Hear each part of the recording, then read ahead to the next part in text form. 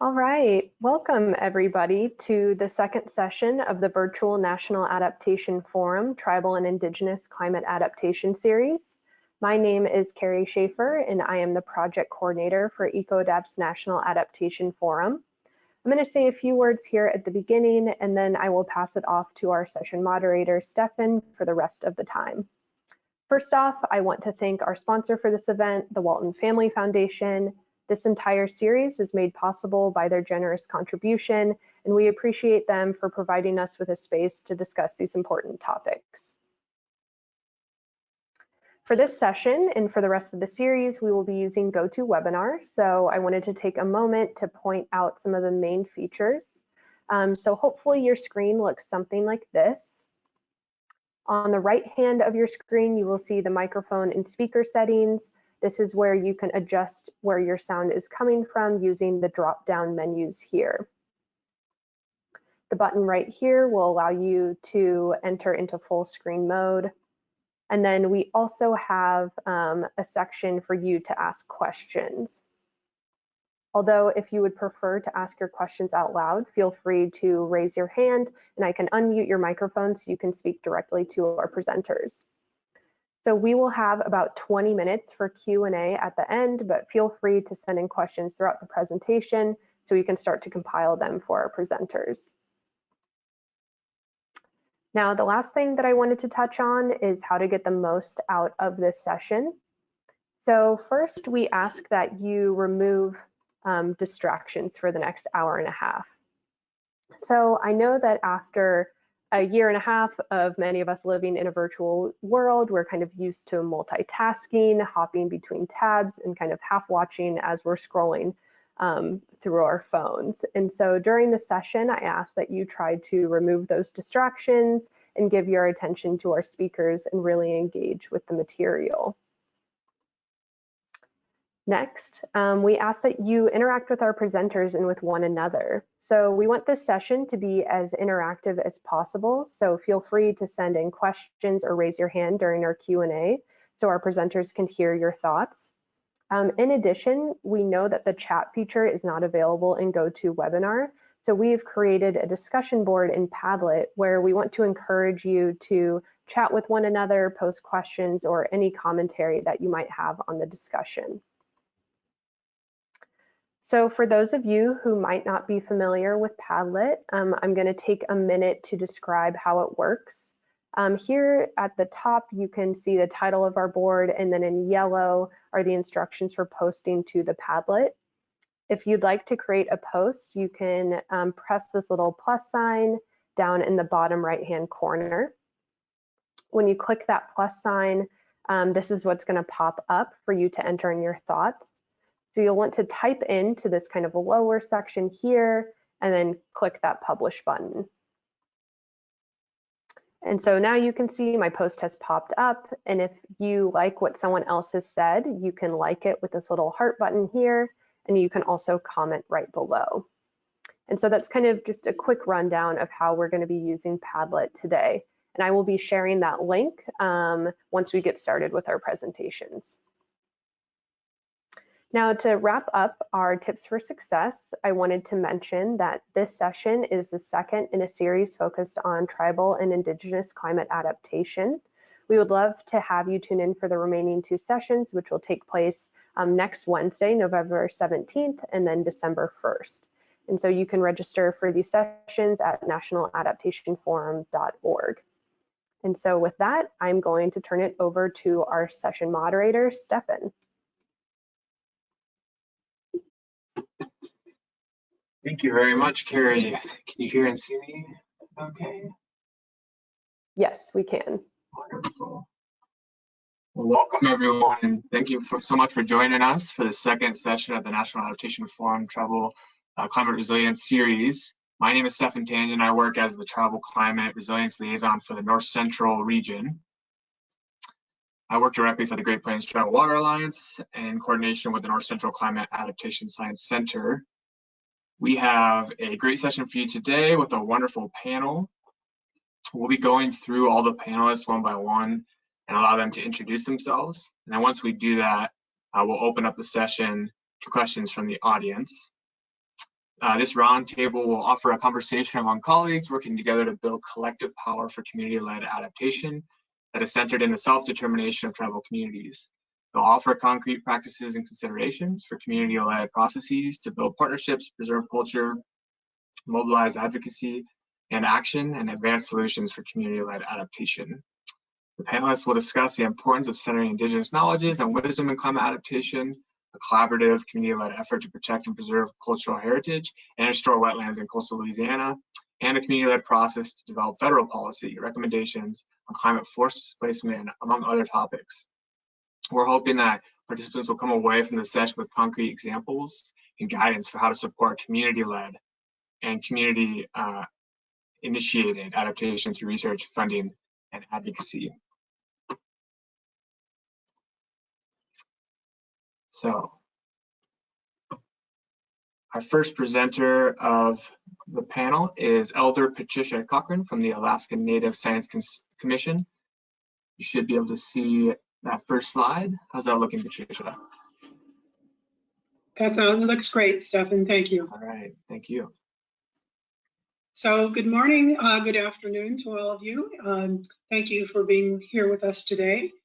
Let me begin today, as I do every session that I do, by first of all giving thanks to the Creator for this beautiful day that has been given to each of us, by honoring all of our elders who are still with us, and by remembering all of our ancestors who have come before us. I also would like us to all remember that each of us are sitting upon tribal lands, no matter where we are, and to give thanks for those tribes for allowing us to speak on their homelands.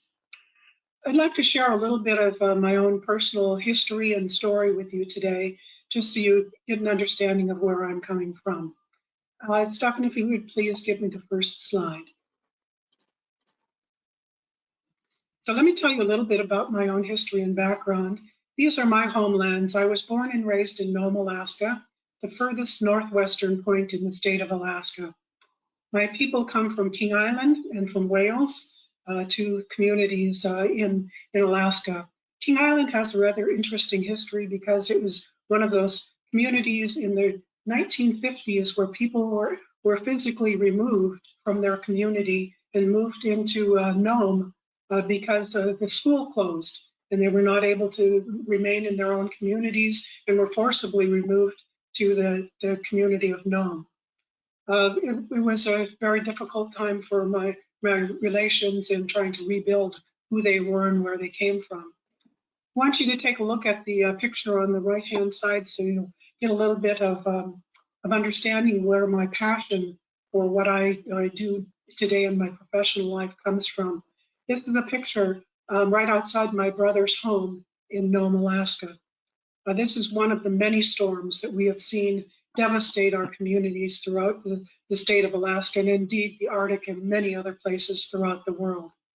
But for me, this is the reason why I have been personally involved in Arctic research for the last 40 plus years and doing climate specific research for more than 25 years. If we can move to the next slide. So I'd like to start by, first of all, explaining what people recognize and what people know about our cultures, our Indigenous cultures. And I like this iceberg photo that I'm using because it tells you what people understand is just the tip of the iceberg with the surface culture of where our communities come from. They know our stories, some of our dancing and drumming, our regalia, those kinds of things, but know very little about what actually makes up our communities. The amazing skills that have come from our centuries of information, navigation skills, knowledge of constellations, the plants that we have relied upon for centuries to keep us alive, the clothing that we use, and the animals that we use to create that clothing to help us survive in the environments that we do. So this is just, again, a realization that what people know is the tip of the iceberg. Next slide, please. So I'm going to go very quickly through just a dozen or so of the top issues that are facing us here in the Arctic. So you'll have a bit of information about about what we're experiencing. First of all, talking about erosion, because erosion has been occurring for a very long time in our communities. In one of the early studies in 2003, there were 3 communities that were looking to relocate. Now there are more than 30. We have at least 184 plus threatened communities that are threatened by erosion. So you can see some of the issues that we're going through right now. Permafrost issues. In one of the upper left-hand corner, you can see one of our ice cellars that has been melting over the last several decades. Ice cellars is where we store our foods, especially in the Arctic. And with the loss of our ice cellars, obviously, those issues of food security are major. We also are losing infrastructure as part of permafrost, from roads to schools to water systems. We're also looking at methane releases that are coming from permafrost as well. In the loss of sea ice, you can see the caption there of hunters that are stranded. Obviously, that's something that is very concerning to all of us, where we're actually beginning to lose people in our communities. People are expecting, or there's been concern about total loss being as early as 2050.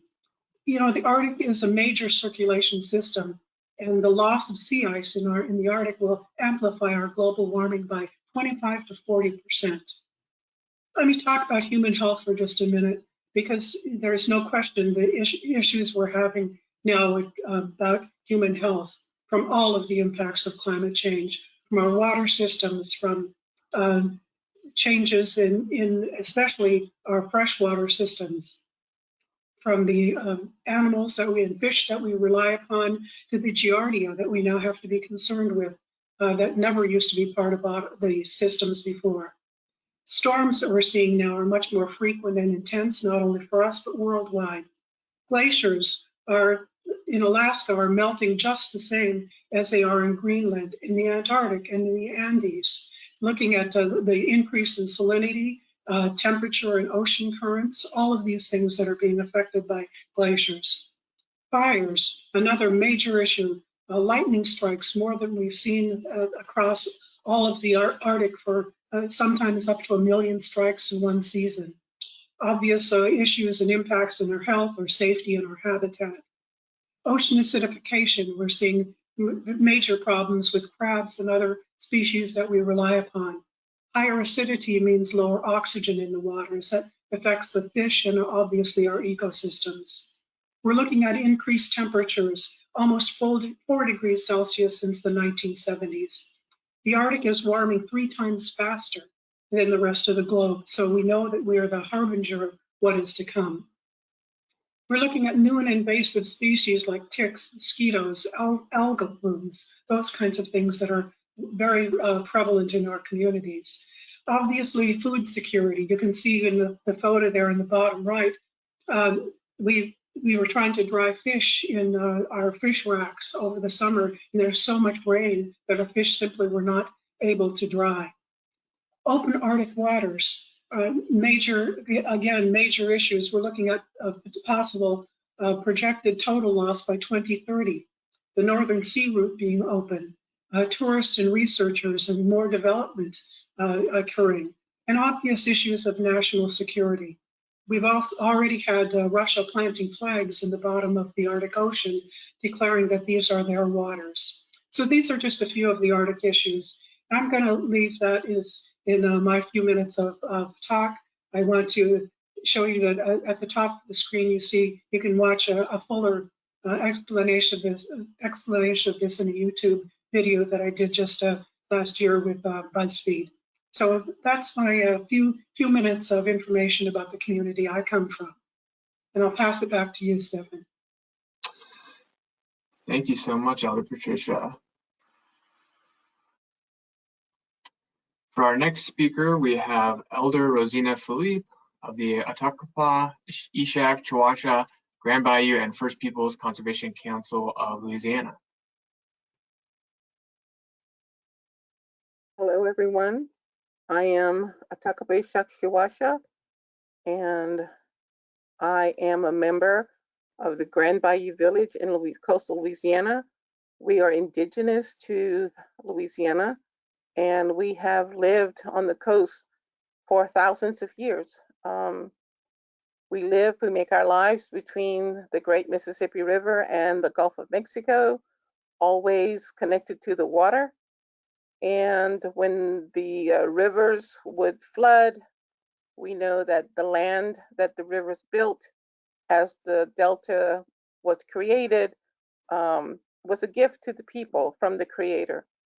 So we were always mindful of being near the water, but in order to preserve the life of the people, we are mounds builders and dwellers. So we took ourselves up out of the waters via the mounds and allow the natural environment to continue to live around us.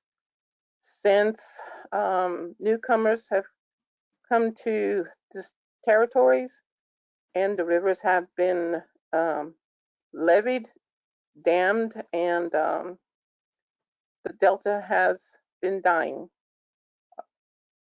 Oil and gas exploration with canals allowed the salt water to intrude to the inland marshes.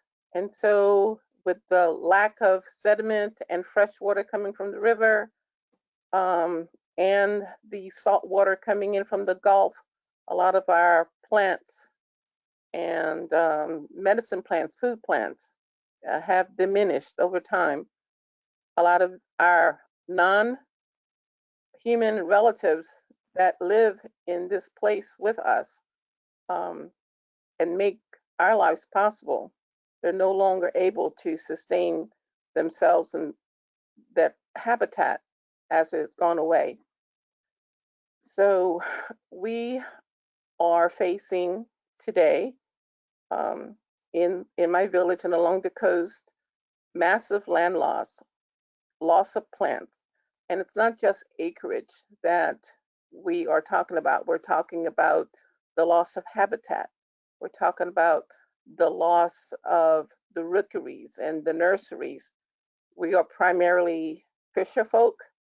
We live seasonal lifeways where we gather shrimp and fish and crabs and oysters. We also still practice the hunt, but those traditional ways of living, they're getting harder and harder to maintain and to continue as we see the land and the environment around us wash away. So today, I'm here, you'll hear from others. As you see some of the slides, we're looking for innovative ways in order to protect what is still here, to preserve, this land, not only for the people, but for all of the other life forms that preceded our own. And well, I just hope that you ask questions. I hope that the audience, you're here to listen to what we all have to share and to take away from this gathering and this conversation that we're having, knowledge of how to move forward together in order to preserve the lands that, we all love so well. So with that, I thank you very much. Look forward to the conversation. Thank you, Elder Rosina, so much for sharing. I'm looking forward to a great conversation. Our next presenter is Chief Cheryl Parfait Dardar of the Grand Caillou Duyak Band of Biloxi, Chitimacha, Choctaw, and the First Peoples Conservation Council of Louisiana. Hi, everyone. First and foremost, really honored to be with all of you today, and just thankful for the blessings of life. Of course, I am Chief Cheryl Parfait Dardar. I am Biloxi, Chitimacha, and Choctaw, and our community settlement is Grand Caillou Duyak in coastal Louisiana.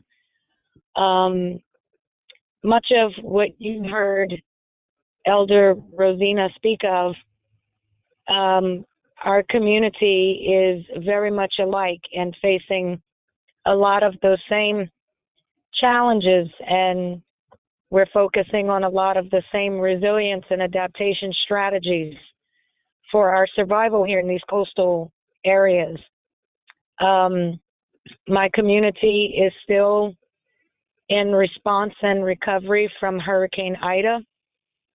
I am one of the many that have lost our homes.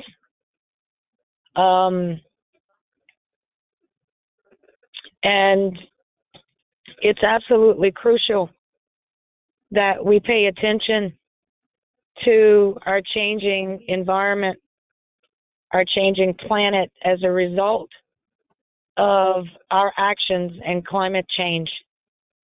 Because, last year's hurricane season for our area was record-breaking. And then, of course, having Hurricane Ida this storm season as well, these storms are increasing not only in number, but in strength. And that is a direct result of our actions here.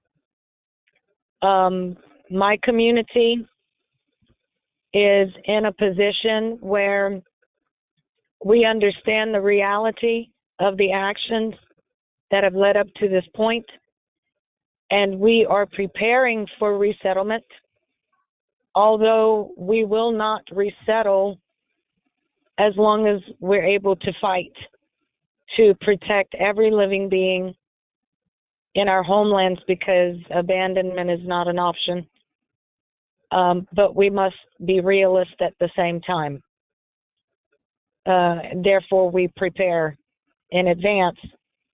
And the majority of our work involves protecting and preserving our homelands and all of the wonderful living beings that we have been blessed with in our existence, which supports our existence, and protecting and preserving our identity as an Indigenous peoples. And again, I'm just really thankful to be here with all of you today. I look forward to the discussion and look forward to listening and learning. Thank you. Thank you, Chief Cheryl.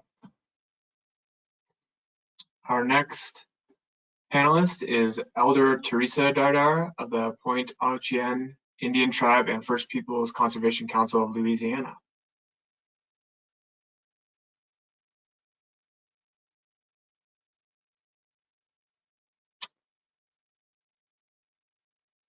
Elder Teresa, if you are there, you may be on mute.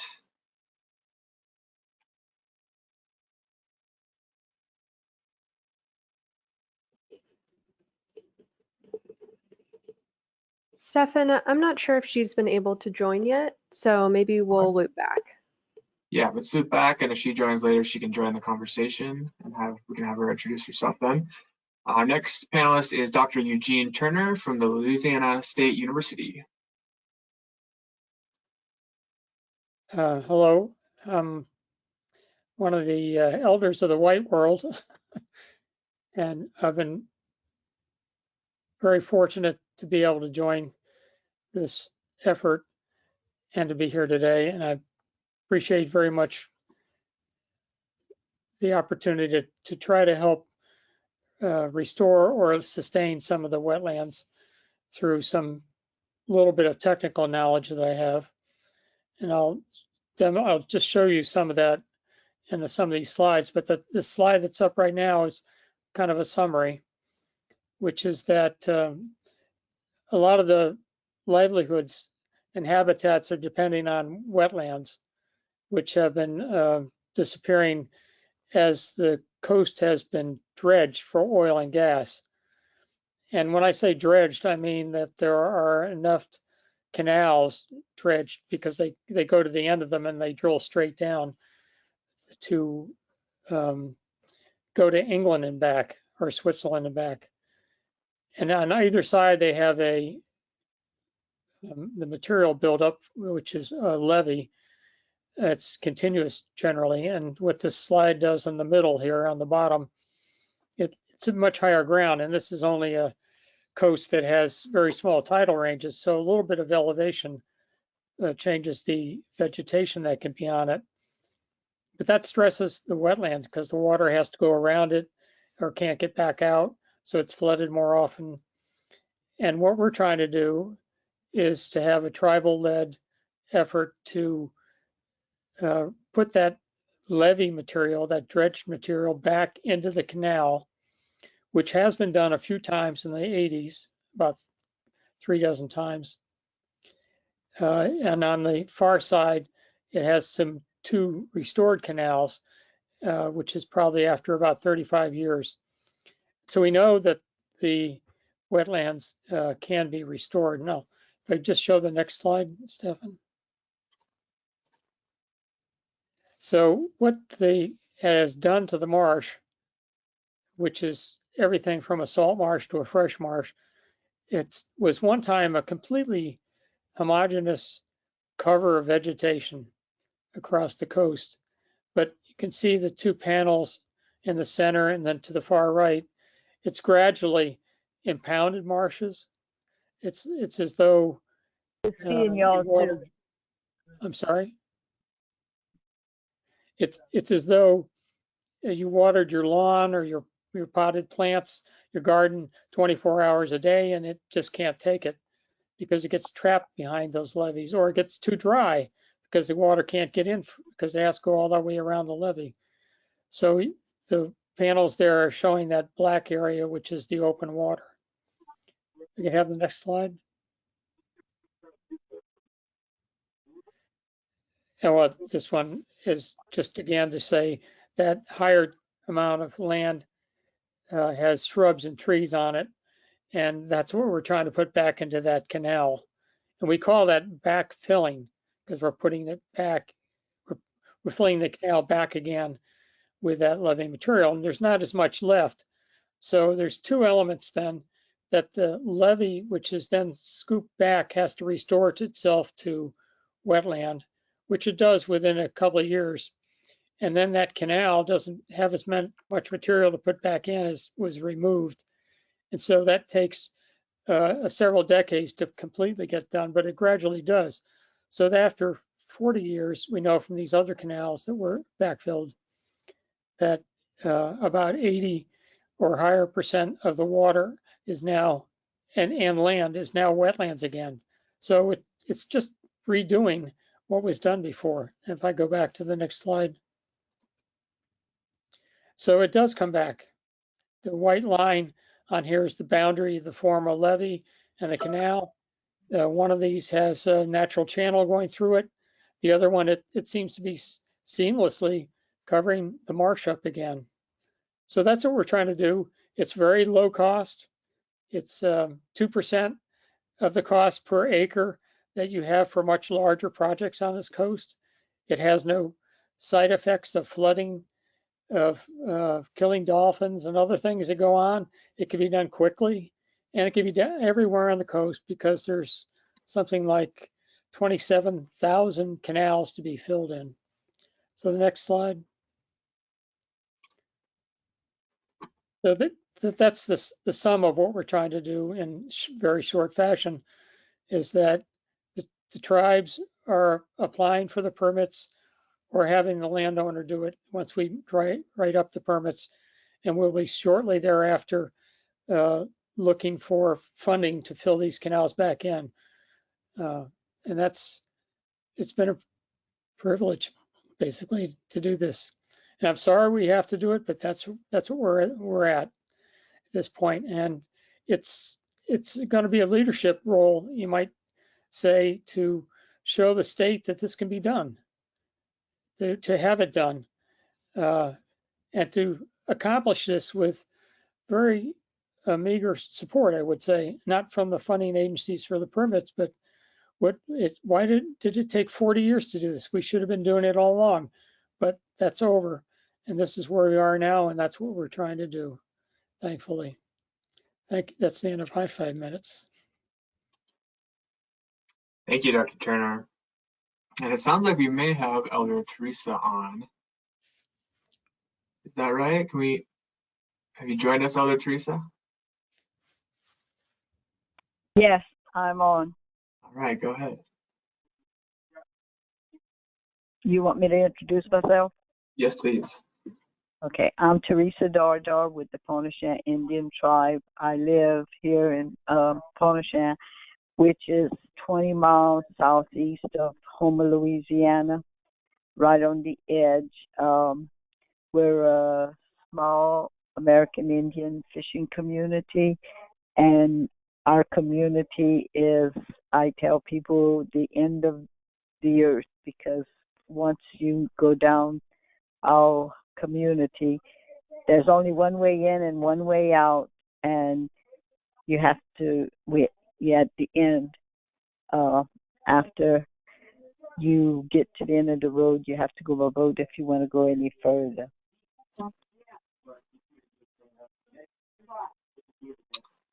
Well, thank you so much, and welcome to the panel. I'm glad you could join us. Thank you. I'm going to stop sharing my screen. And if all of our panelists would like to turn on their video, we can get into the question and answer portion of the session. There we go. All right. And we did have a question already come in through the Padlet, and I think it's a good question just to start us off. So maybe one of our elders could clarify, what is the designation of elder in Indigenous communities? Why is the designation elder important?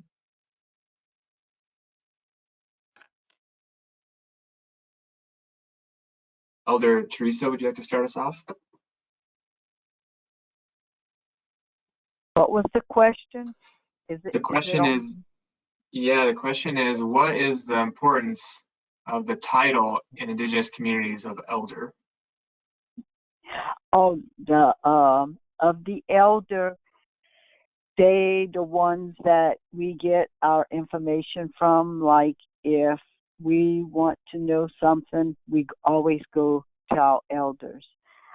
We have an elders council, and the purpose of that is our council members seek advice from all our elders. And if there is if they're voting on something and it would turn out to be a tide, well, the elder breaks that tide by voting.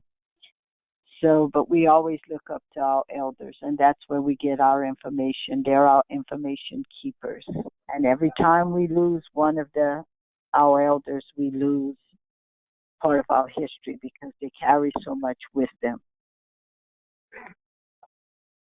Thank you so much. Did anybody else want to chime in on that? I'll just say a couple of things. First of all, I always like the phrase that every time an elder dies, a library burns. So to me, that's really the amazing wisdom that comes from elders within all of our communities. I can tell you in our community, elder isn't an age specific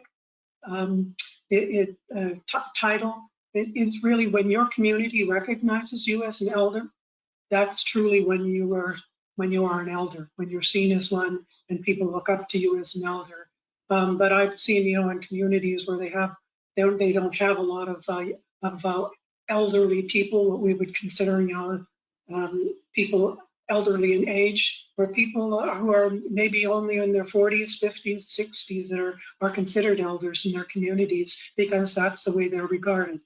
That's the role that they're fulfilling within their community, and their community identifies them as the wisdom keepers of their communities. Yeah, thank you so much for sharing. Elder Asiana, did you want to chime in? Yes. And for us, it's similar. elders are the historians, the history keepers of the lore, and also they're the leaders. And we have elders and senior elders in our community. And yes, we do seek their wisdom and their counsel, and they have lived, you know, the history, and sharing that, you know, with the younger members, being able to recall firsthand, you know, years that have gone by, you know, that's our living, they are our living history. So our historians. Yeah, thank you so much. Chief Cheryl or Dr. Turner, did you want to chime in? Yes, thank you. As an example, I'm tribal chief and I'm 41, and I can honestly say that I never moved in my position as a tribal leader without consulting my elders first. As said, they are the wisdom keepers, and they are filled with amazing and patience and wisdom. You know, so it's absolutely crucial in our youth and in our leadership that before we make any moves, we always consult with our elders, because they have lived experience and offer insight that we tend to lack in our youth. So we still have many elders in my community, and every day that I get to have them with me is a blessing. Yeah, thanks for that, Chief Cheryl. And just so you know, Chief Cheryl, we can hear you 95% clear. There's like maybe every 20th word we kind of, it gets a little garbled. I don't know if that's helpful anyway for you to know, but you're mostly coming through very clearly. No, thank you. So the next question I think is pretty relevant to this conversation about elders and the role they play, is one around local and traditional knowledge. And just wanted to put this out there to see what you all think from your perspectives. What is the importance of local and traditional knowledge when it comes to climate change? What's the importance of accessing and centering this knowledge?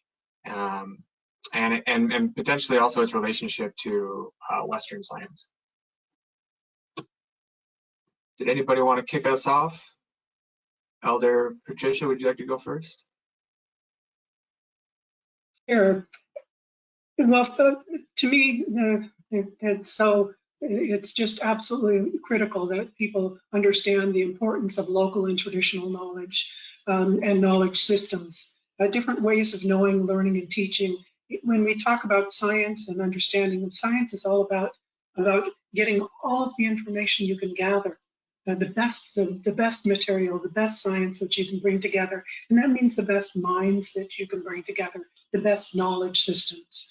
So local and traditional knowledge to me is one of those things that I think that is going to be an important and very relevant part of the conversation, especially as we delve into issues of how the world is going to survive in the world that we see today, because it's very different, and it's going to be much different for generations to come.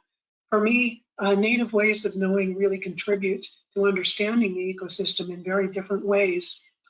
Several of the things that I've learned over my years of research is that native ways of knowing contribute to understanding by looking at an understanding of how cultures are sustained in extreme climates, how, when, and where you can access traditional and subsistence foods, daily and seasonal weather patterns. These are all parts of things that traditional, local, and traditional knowledge bring to understanding. We look at sustainable food harvesting technologies and strategies, wildlife biology and behavior patterns. These are all parts of that. How to adapt to all the climatic changes that we're seeing, complex and natural interrelationships, abnormal natural phenomena in the context of long time periods, and a qualitative historical knowledge and information of the natural world. These are all things that to me are very relevant and are very important pieces of understanding local and traditional knowledge and the role that it can play in the Western world as well. All of us were trained, I guess, fortunately and unfortunately, in the Western world. But luckily, we have our past to draw upon. We have the wisdom that has come from our knowledge of the land, from where we've lived upon for centuries, the information that comes from our ancestors before us. So all of those things are what's going to help us go on into the next centuries to come. Thank you, Elder Patricia. Elder Asiana, did you want to chime in there? Yes, traditional knowledge is important. To us, traditional knowledge is very intimate. The data and the information that's gathered and chronicled and collected over a period of centuries of a people inhabiting certain territories and areas, it's very important because it's not data collected for data's sake, it's survival. Our survival is tied to that information, and not just survival of people, but survival of, the flora and fauna. And there are subtle nuances that are noticed or followed and adhered to when people are interacting, with nature, and sometimes others coming in to observe what's happening in the environment, it's for a short period of time. They may have machines or whatever, and then they collect data and they're gone. But in the interim, there are very subtle nuances of, things that are happening in the environment. And at that level, that intimate level, you have to know what's moving, what's happening, what's here, what's gone, the rate of loss, the rate of gain, what's moving around. And I think that's where the traditional knowledge comes into play.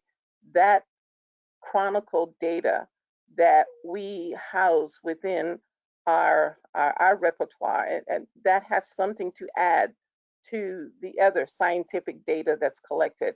I think it enhances it. It makes it a more robust set of information. So others using other methods of gathering knowledge can learn a lot from the indigenous populations because of that intimate perspective, that intimate attention that's paid to everything that's happening in the environment.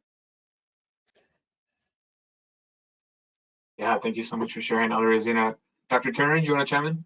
Well, that's exactly, I mean, the science world is often so reductionist in details, and it's often done from a desk.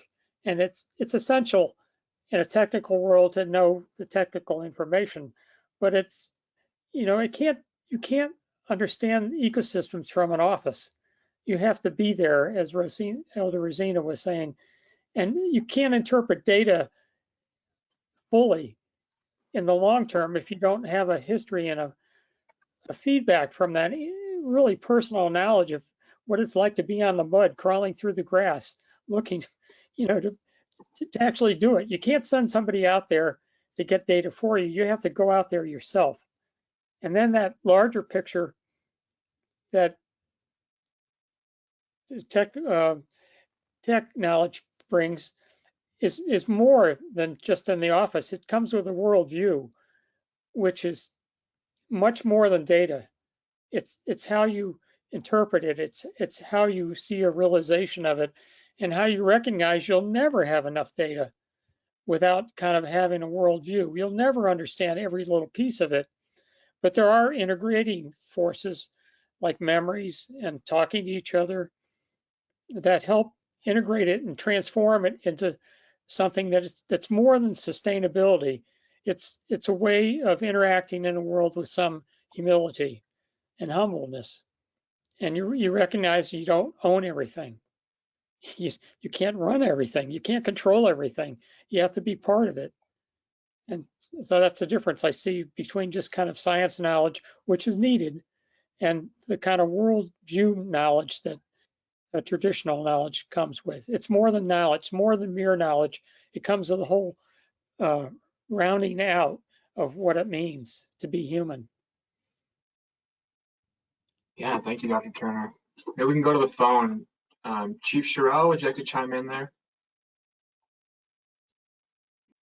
It was just so wonderfully explained. I don't know how much more I could add, but I can definitely say that traditional ecological knowledge is a lived and experienced science, right? It's just highly necessary in our environments. You know, when we are trying to learn different things about our environment, because for traditional harvesting, for example, we turn to the experts, our elders, because they've lived it, they've experienced it. It's based on trial and error and respect.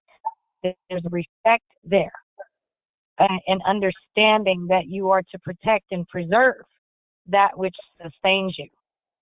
And, you know, and in turn, we take that we're handed by our elders and we teach those to our children. So it's a generational, intimate experience science.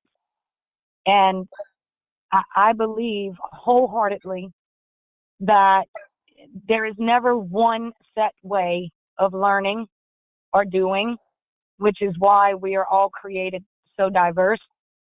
And it's in our diversity that we can find solutions to the challenges that we face, which is exactly why traditional ecological knowledge is so needed, especially today.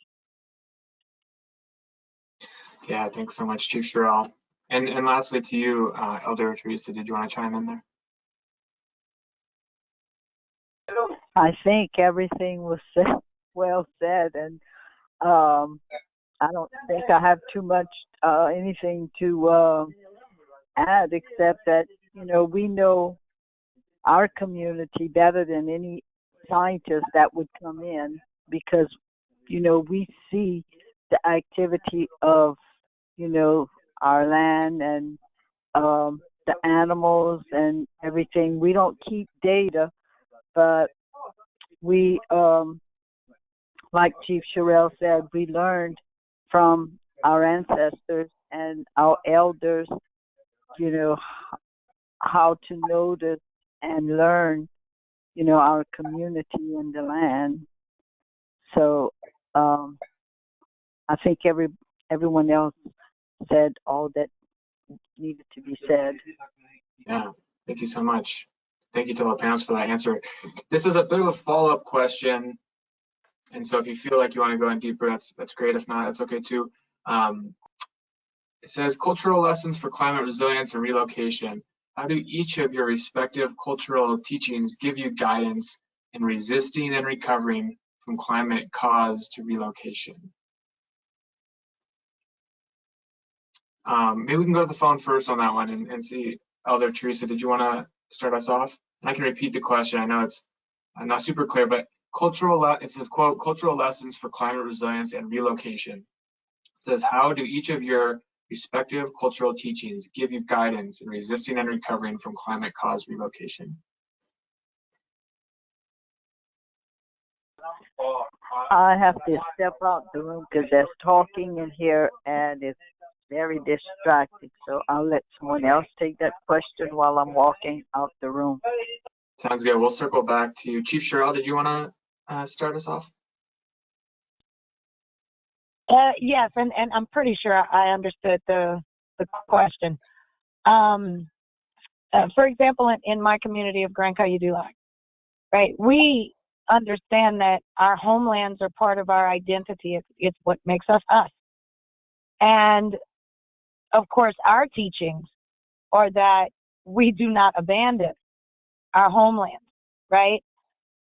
So yes, we are here every single day learning new ways to adapt to our changing environment, learning new ways to protect and preserve our ever-changing environment, pushing back on those things that are destroying our ever-changing environment, and in the same breath, having to be realist and plan ahead for the future. So those plans kind of go twofold. Of course, we still create plans in place. You know, we adapt with the rising waters, with the erosion, with the saltwater intrusion. You know, we find ways that we can coexist with these changes while also preparing for the day that we may have to find new homelands because our homelands may no longer be there. But of course, as long as there's a speck of dirt and as long as there's baby shrimp, we will be there because we are stewards of our environment. We are here to be responsible and accountable to our planet because she is our mother.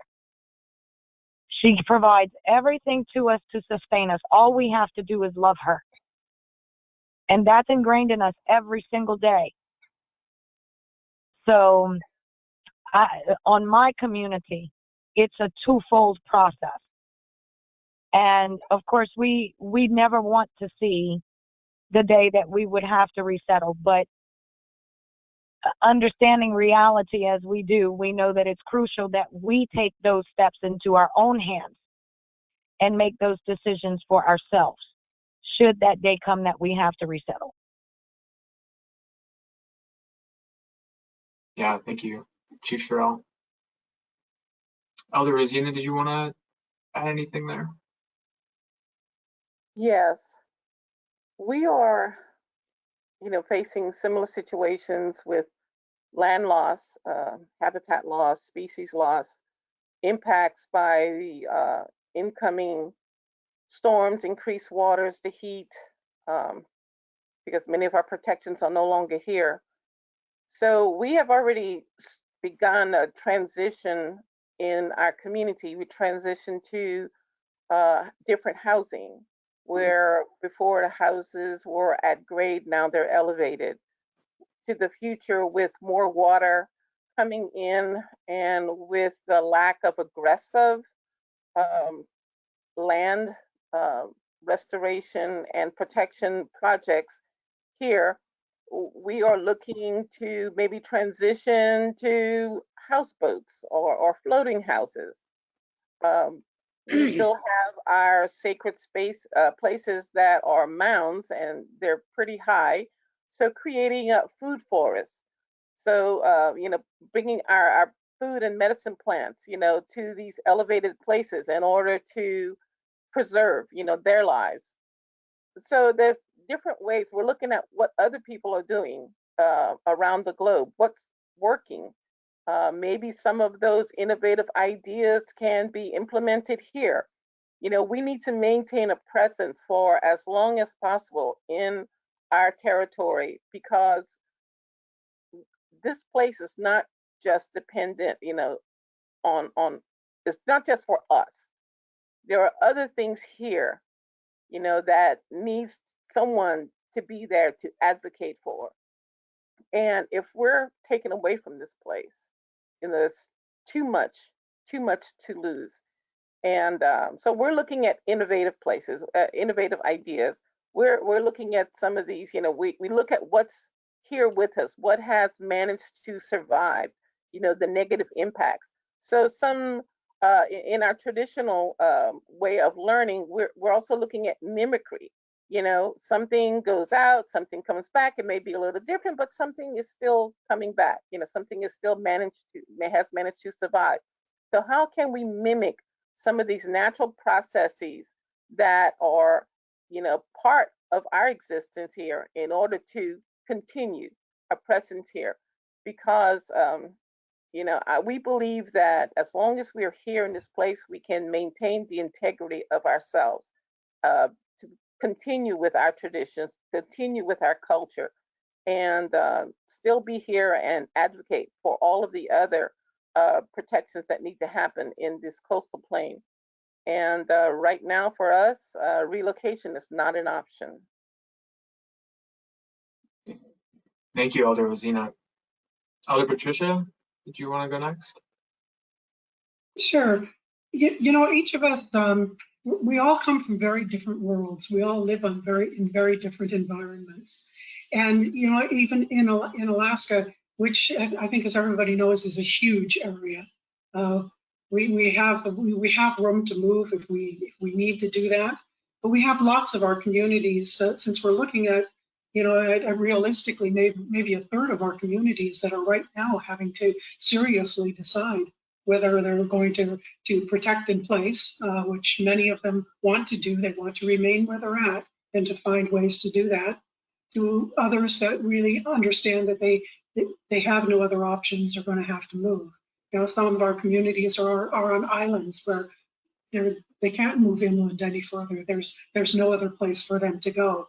So we're all facing different challenges in very different ways. You know, the other thing that always comes to mind, and we have to, at least in my area, think about, is that our societies, for the most part, were very nomadic societies. You know, that's the way that our ancestors lived. That we traveled from place to place, depending upon the season, depending upon food resources. That all of those things really influenced where we were at given times. So we weren't really set in place for any specific amount of time, truthfully, until the modern history brought us to the place where we are now.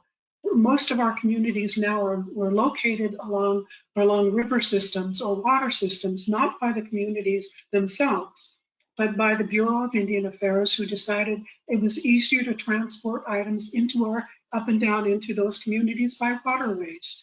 So that's why those communities were located and the infrastructure was located in those areas. But that, truthfully, those may not have been the places that our ancestors would have settled to begin with, for a lot of reasons. So we remind ourselves that we come from nomadic people, and we have that adaptability to be able to live in different circumstances. One of the things that I guess I've learned most importantly in my years of doing science and research in the Arctic is that climate change is really local and solutions are local. Everybody really has to look at it. Even though climate change is a global issue, the solutions are local, and everyone really has to look at that as the most important thing that they have to decide upon for themselves. And that's what, I guess, those are my words of wisdom from this area. Yeah, thank you so much for sharing, Elder Patricia. Let's go back to the phone. Elder Teresa, did you want to chime in there? Well, we're like Elder Rosina's community. We're not talking about relocation or anything. We're planning to stay in place. This is where our ancestors have been for centuries, and we don't feel like we would be comfortable, you know, in another place in the nearest city. So there's Elder Rosina, Chief Cheryl, and you know, we're all Bayou people.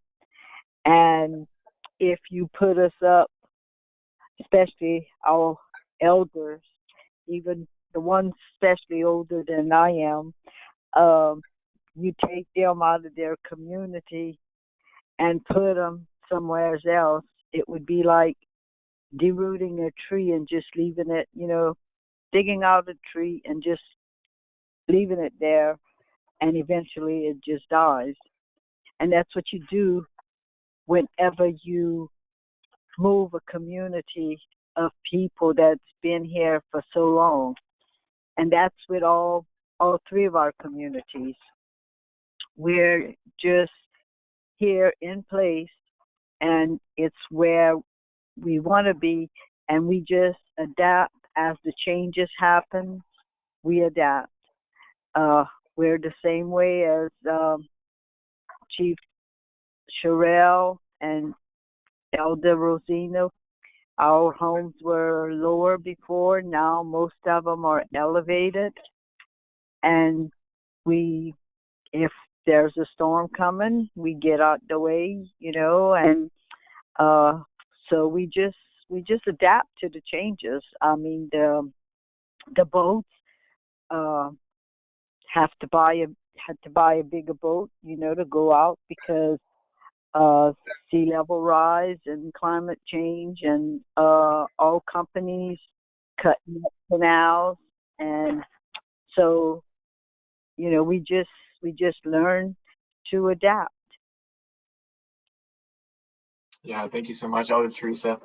Stefan, if I can just interject, sorry, I don't want to take more time, but I want to clarify and make sure that people understand that nobody in our communities, no one wants to move. We've all been situated where we are. We have our burial grounds. We have the places where we've all hunted and trapped and lived for all of our lives. So nobody wants to move. Unfortunately, we're put in positions where we have to consider those options now. But there is certainly not a one of us in Alaska or anyone else who wants to lose our homelands. Yeah, I think that's an important point to make. Thank you, Elder Patricia. I want to move slightly to the side of this conversation. We might return to it and ask, can you share a positive example of working with community-based organizations around mutual aid or climate adaptation planning, or negative experience / opportunities for community-based organizations to be in better relationship with Native leaders? Anybody want to start us off with that question? I can repeat it as well if that's helpful. Dr. Turner, would you like to go first? No, I don't have personal experience between the tribes and the agencies. I have only experience with the agencies, but there are experiences that are relevant to your question. It could be addressed, I think. I'll start it off by just saying that we're trying to, in this case, with something very specific that has been avoided for decades, because it hasn't been part of the kind of the way you would look at things to try to restore things. It's been avoided. And so that tells you something about that particular case that might be representative of other ways as well.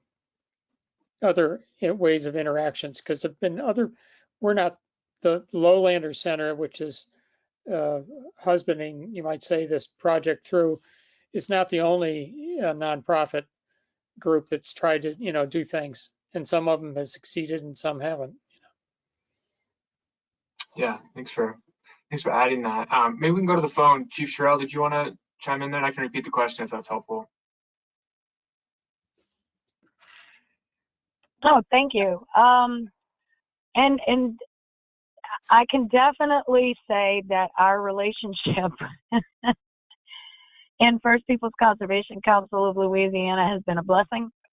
Of course, there are 6 tribes working together, dealing with conservation issues in our homelands, and, a multitude of different challenges that we face. But our partnership with the Lowlander Center has also been a major blessing to us, in all of the challenges that we face as far as seeking solutions, and actually taking the time to listen and understand and respect that there's not just one way to a solution, and also respecting the fact that we're an indigenous tribal peoples, as opposed to other groups, departments, agencies, things like that.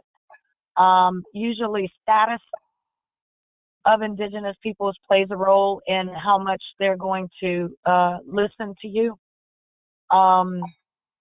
The fact that we do not have federal acknowledgement status has hindered some of our efforts, but it has definitely not stopped us from moving forward in other ways.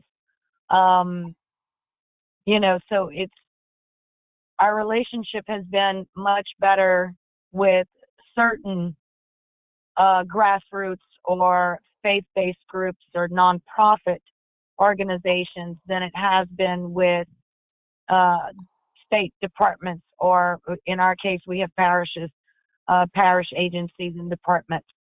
You know, so it has definitely delayed the work that we know needs to be done with certain interactions. But like I've said before, that has never stopped us in doing what we know needs to be done. Yeah, thank you, Chief Cheryl. Elder Teresa, did you want to add to that? I agree completely with Chief Cheryl.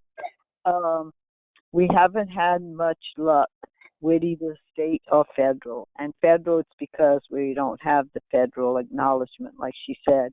But it seems like, you know, at least the state and the parishes would try to work with us, but we do not have that good relationship.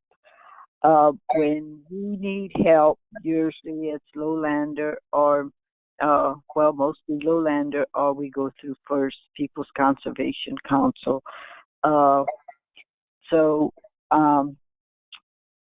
Just that's all I have to say about that. We just do not have a good relationship with, and it's not because of us. I don't think they have a good relationship with anyone. Yeah. Elder Asiana, did you want to chime in? So I think the issue has been not being included.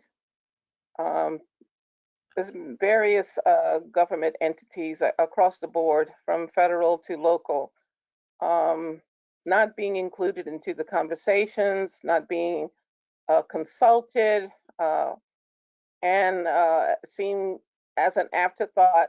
You know, if we are invited to have some type of dialogue, it's after the fact.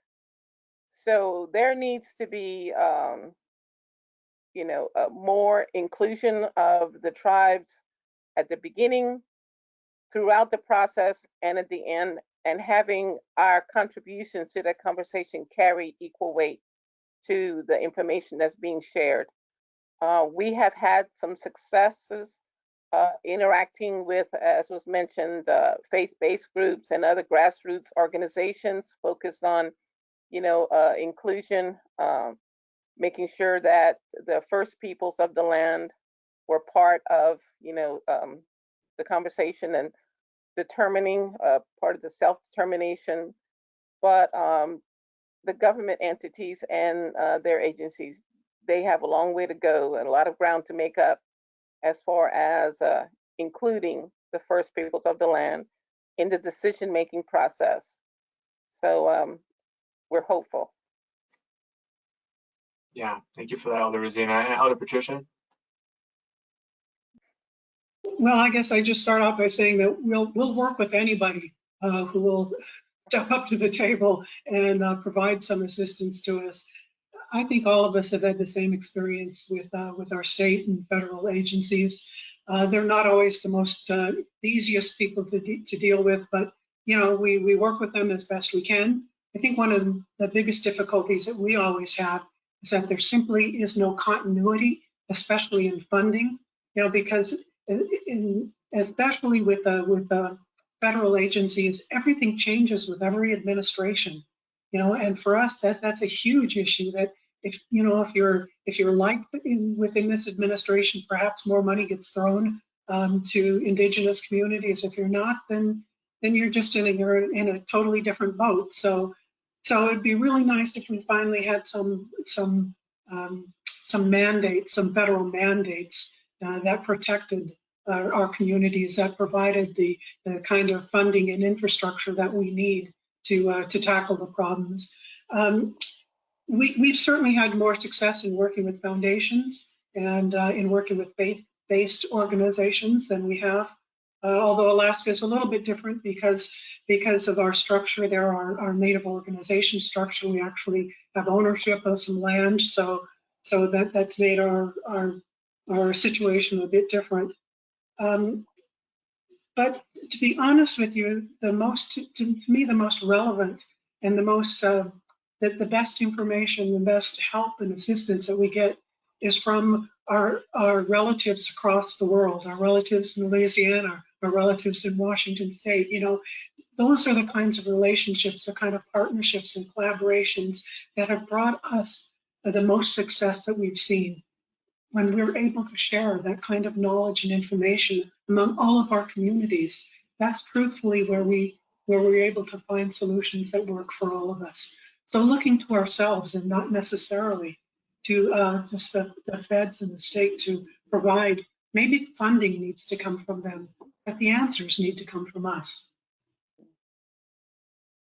Yeah, thank you so much. And thanks to all our panelists for answering that question. That was great. Here's a similar question. I think it gets more to the practical nature of what we're talking about. So it says, I'm heartened by the increased awareness and publicization of Indigenous approaches to environmental management, but I worry about the fetishization of the catch-all, quote, Indigenous way. How do we do more than pay lip service and incorporate in an intentional and deep way the perspectives and knowledge you've illustrated today and in a practical way? Elder Rosina, would you like to start us off? Can you simplify that, please? It seems kind of complicated. Yeah, I think, well, at the heart of the question is, you know, how do we do more than pay lip service? So there seems to be a lot of conversation now about incorporating traditional knowledge and centering processes in a more community-based way. But the how-to, I think, is probably missing. And I think this question is driving at, but how do we intentionally incorporate communities' perspectives, incorporate Indigenous communities in the process, and do so in a practical way? Give you a roadmap of sorts. Well, I think, I think just don't come, you know, when you make contact or you begin a conversation with an Indigenous population, just don't come with any preconceived notions and ideas. Don't expect, you know, something to be typical. Or I've had people come to our community for the first time knowing that we were Indigenous and they were from another part of the country, and they, you know, how do you live? You know, how do you live in teepee? So, you know, just different questions like that. Be open, be ready to listen, to learn, be truthful, you know, because often, sometimes, you know, in interacting with others, you know, people, I don't know, they want to put on their best face, or you know, they want to just seem like they can do it all for you or with you or whatever, and it's just a lot of hot wind. So be honest, be truthful, do the things that you can do, work on the things that you cannot, and do it together. You know, just don't make anything that you can't deliver on. Don't make any promises you can't deliver on. And you know, just be genuine. Nobody expects any one person to be able to do it all, to know it all. But that's why we have a conversation. That's why we share information. That's why we come together to learn about each other. You know, and the things that we can do today, you know, we do together.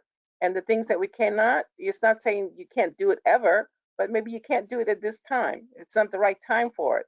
So just keep your options open, you know, but just always be truthful, honest, and be prepared to listen, not only speak. And make sure that, you know, you're not just taking information, being extractive. Bring something to the table. Be genuine. Thank you for that. Elder Patricia, do you have any thoughts there? Sure. I guess some of the good thing about having been in the business for as long as most of us have is that we've seen some remarkable changes along the way. I have to say honestly, from when I first started doing research a long time ago to where I am now, things truthfully have changed in many regards. I'm delighted to say that we now have many more Indigenous researchers, Indigenous scientists, Indigenous leaders and doctors and lawyers and all of those things that we did not have so many of in the past.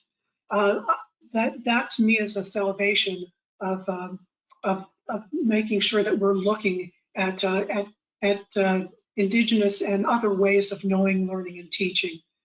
We have those resources now available to us. People need to understand that our communities need to be in the lead.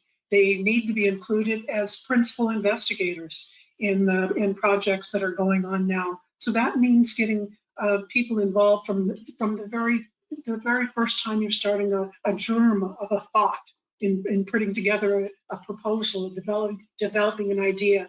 That's when those people need to be involved. Everybody should be involved from the very, very start. That's when you're going to get the best program that you'll ever possibly have, because you're already bringing that kind of knowledge to the table from the very beginning. When I talk about community-based, community-initiated, community-led research, that's what I really want to see happen. I think I wrote one of my first articles probably 30 or 40 years ago on participatory research. That's a long time to be talking about participatory research. I'm hoping we've gone beyond that. I hope people will look to those resources that are out there, because we've already defined processes and protocols that are developed and can be used by anybody. You can find them online. If you ask me for them, I'll supply them to anybody who wants to know. There are protocols and processes already developed and designed that anybody can have access to. Thank you so much. Can we go to the phone and Elder Teresa, did you want to chime in there? Yes, I agree completely with both. And as far as protocol, we all have protocols, but so many of them come into your community. And I think it's very disrespectful to everyone in the community when there's someone that comes in and they just want to do research and they don't ask or contact you before coming into your community and think that they can just start doing a story or some type of research and not even thinking about any type of protocols. So I think most of all is be respectful to the community you're coming into. Yeah, thanks so much. And Chief Cheryl? Of course, I agree with everything that was said by our amazing elders. I guess the only thing that I could really add to that is for anyone that's wanting to come into Indigenous communities, for research and whatnot, we are not all the same.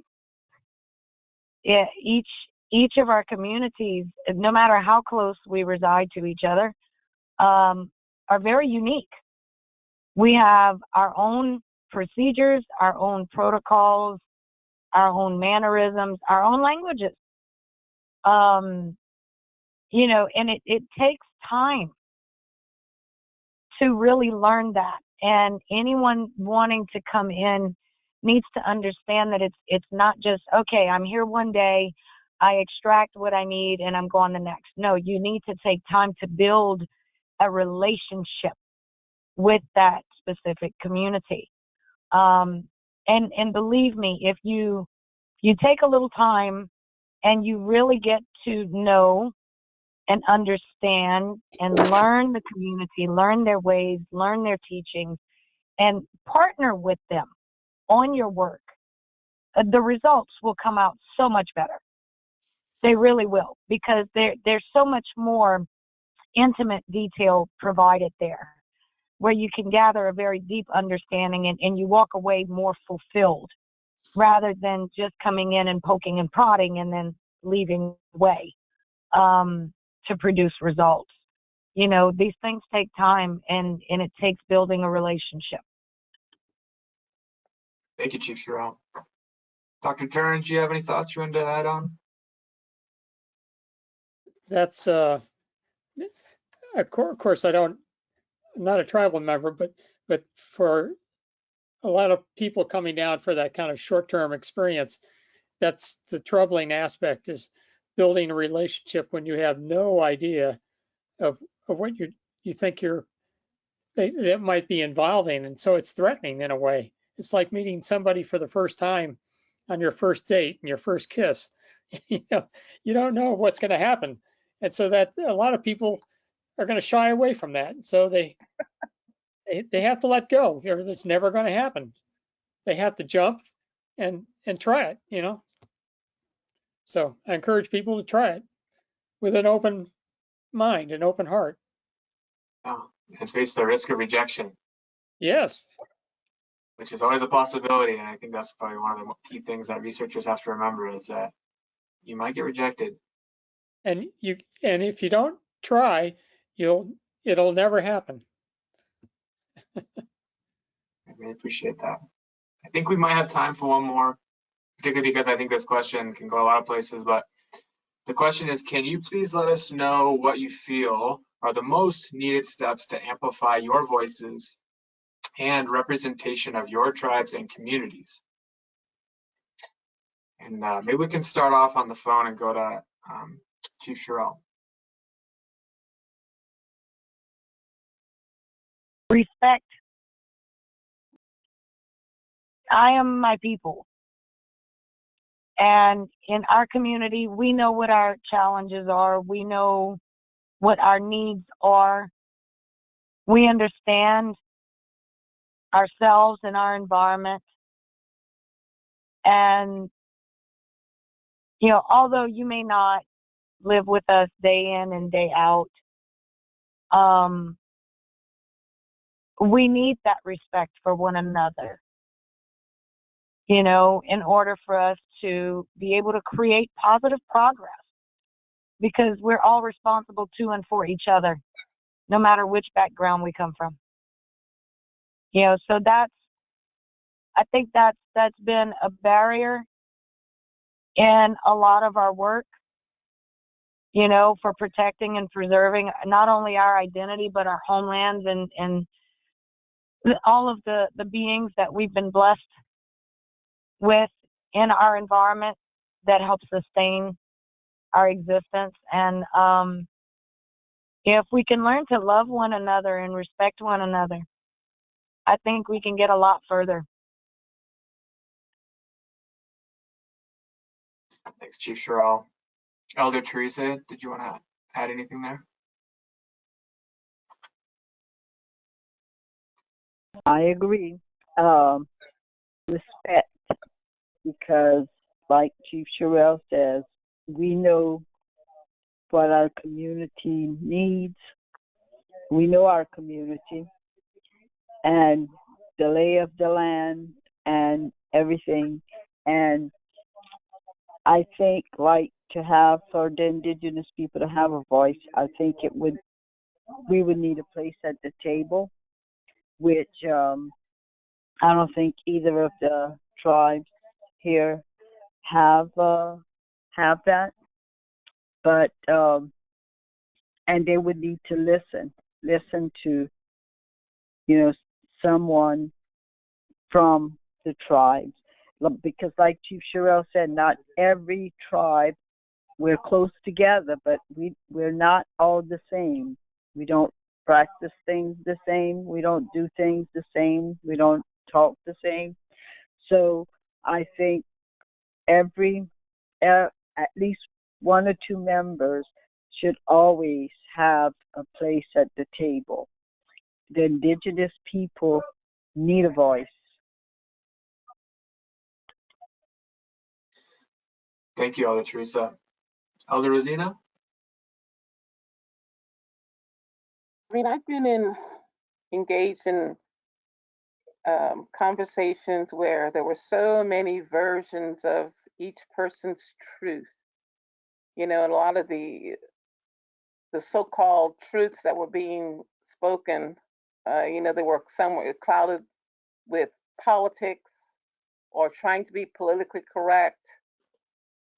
So for me, I think being a truth speaker, you know, when all of the minutia is discarded, and you know, just speak the truth, you know, it's so very important, because I find that to be a very short supply oftentimes, and we cannot, you know, continue to revisit and repeat the same mistakes over and over and over again, because you know we're losing too much. So with, you know, we don't have the time for that kind of interacting. We need to come together in truth, you know, looking at each other, seeing each other, hearing each other, and be about the work of doing the necessary work, you know, not just for us, but you know, for the planet. You know, I'm just it just takes so much energy sometimes to try to undo some things that were done wrong, when we can save so much time and effort and energy and resources if we just do it right the first time. You know, just cut out with the minutia and trying the posturing and the one-upmanship, and you know, I'm here and you're there, kind of, you know, top down, bottom up, whatever. Just stop it. We can't afford it as a people, as a society, as a nation, as a world. We can't afford it. And so I just want to see more truth in the dealings that we have with each other. Yeah, thank you for that. Elder Patricia? Well, I think one of the comments that we're all saying is that being at the table is really a critical piece of this. And I guess what I'd like to say is, for those of you out in the audience who are sitting at that mystical table, look around your own table and see who's there, see who's not there.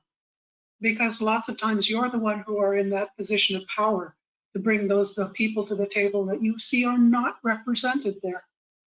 That's your responsibility. It's not just our responsibility to amplify our voices, but those people who are at those tables and who recognize that there's disparities. We're counting on you to be our voices as well, to make sure that we are at the table, that we're having an opportunity to speak. I guess the other piece for me, you know, truthfully, whenever I want to get something done that's huge and major, I go to our kids, because I have found, man, that our youth are some of the most amazing people on this planet.